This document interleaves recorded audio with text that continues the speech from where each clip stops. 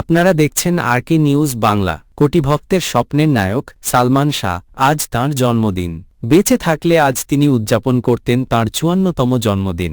জন্মদিনে সালমান শাহকে নিয়ে স্মৃতিচারণ করেছেন তাঁর পর্দার মা ডলি জহুর।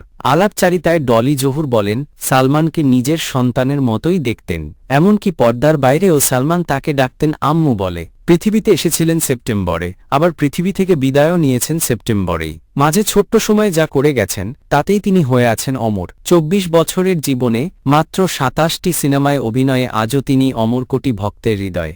২১ পদকপ্রাপ্ত দেশের গুণী অভিনেত্রী ডলি জহুর সম্প্রতি এক আলাপচারিতায় সালমানকে নিয়ে খুলে বসেছিলেন স্মৃতির ঝাঁপি। আমি তার সম্পর্কে কথা বলতে গেলে আমার খুব কষ্ট লাগে, মনে হয় যেন আমিই জন্ম দিয়েছিলাম, আমারই ছেলে, এরকম মনে হয়। এই ফিলিংসটা খুব কাজ করে। অনেকের ব্যাপারে আমি ইমোশনাল হয়ে যাই, বাট সালমানের ব্যাপারটা কেন হয় আমি জানি না। ও যে মুখ ফুটে বলতো, ওর মাকে আম্মু বলতো না, মা বলতো না, নীলা চৌধুরী বলতো, আমাকে আম্মু বলতো, তখন আমি বলতাম বাবাছি, এভাবে বলতে হয় না। যে জন্ম দেয় পাগল ছাগল হলেও সে মা, তার পায়েই সবকিছু বললে পরে আমি আর এটার কোনো উত্তর দিতাম না। সালমান শাহ বেঁচে নেই এটা মনে হলে আজও বুকের ভেতর মোচড় দেয় ২১ পদকজয়ী এই অভিনেত্রীর। আমি আসলে ওর ব্যাপারে একটু ইমোশনাল সত্যিই হয়ে যাই, খুব খারাপ লাগে আমার।